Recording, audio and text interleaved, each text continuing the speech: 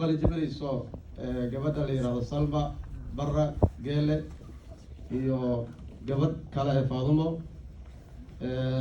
Xasan waxaan markaa rabaa haddii Allah idmo intaanan mataqaanaa farxadaasan qaadan inaan culummada haddii Allah idmo aan idin baro insha Allah Sheekh Xuseen sheekhayna oo sheekha magaalada ah iyo Sheekh Cabdi Fataax oo asagana ah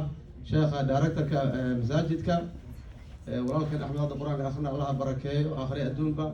marka insha Allah haddii Allah idmo waxaan rabaa inaan wax yar taabto oo ku saabsan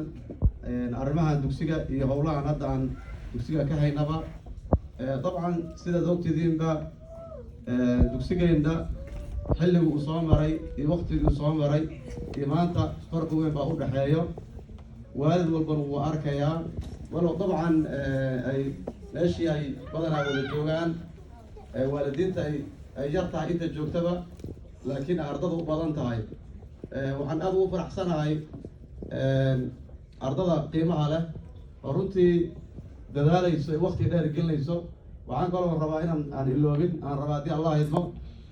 macallimiinta sida hadda macallin Cabdifataax Bisle oo gabadha Salma maanta qalinjibinaysa macallinkeeda ah iyo macallimiinta kale oo runtii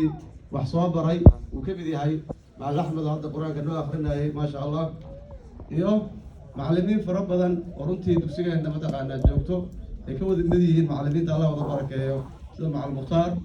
macallin Maxamed Khadar macallin Maxamed Khalaad macallimiinteena dhammaan Allah wada barakeeyo marka runtii waxaan rabaa insha Allah haddii Allah idmo dadaalka aad bixinaysaanna way ka muuqataa oo taa waxaan u leeyahay waxay tahay shalay meeshii aan joognay maanta ma joogno oo dabcan waxaad arkaysaan intaas oo arday ah oo dugsigii mataqaana maasha Allah imaanayso oo ka qalinjibinayso waxaan filayaa qalinjibinta way daba socotaa marka ka waalid ahaan anoo raba inaan waalidkii messenger gaarsiiyo inaad waalidiinu aad dadaashaan oo mataqaanaa ilmaha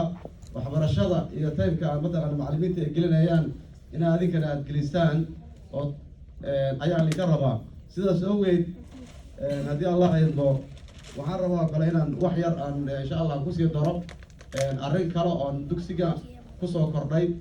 kolley haddii Allah idmo culamada iga dambaysa inoo sheegi doonto arrintaas waxaa ka mid ah dugsigeena waayadii hore waxaa jiri jirta in ilmaha wadankii la geeyo wadankii waxaa loo geenaa waxay ahayd asbaaba maadooyinka islaamiga studiga ah oo diinta ah badanaa dugsiga muusan lahayn laakiin hadda tii waan kusoo kordhinay qaybo macad baan bilaabnay oo qaybta sabtida iyo axadda weekendiga ah ay noo dhigaan ustaad Sheekh Cabdi Fataax iyo ustaad Maxamed Khalaad waxaan ogtidiin oo kale inuu asaga nafsi xataa bilaabay galaas subaxdii oo afar bari ah marka alxamdulilah baa mahad leh meel dheer baan hadda joognaa marka waalidiinta waxaan idinka rabaa haddii Allah idmo inaad dadaashaan oo dabcan barnaamijkan oo kale hadda aad arkaysaan oo kale aad u jeedaan intaas culamada yimaadeen ustaad Macallin Axmed oo macallinkeena ah shalay baan telefoonka wacay oo Allah barakeeyo maanta noo yimid culamo kale imaanayso uu ka mid yahay Sheekh Qaari Sheekh Faysal marka waxaan rabaa haddii Allah idmo wax badan baa isbedelkan waad u jeedaan qolooyinka Ingiriiska waxay dhihi jireen since believing isha macallinii ah marka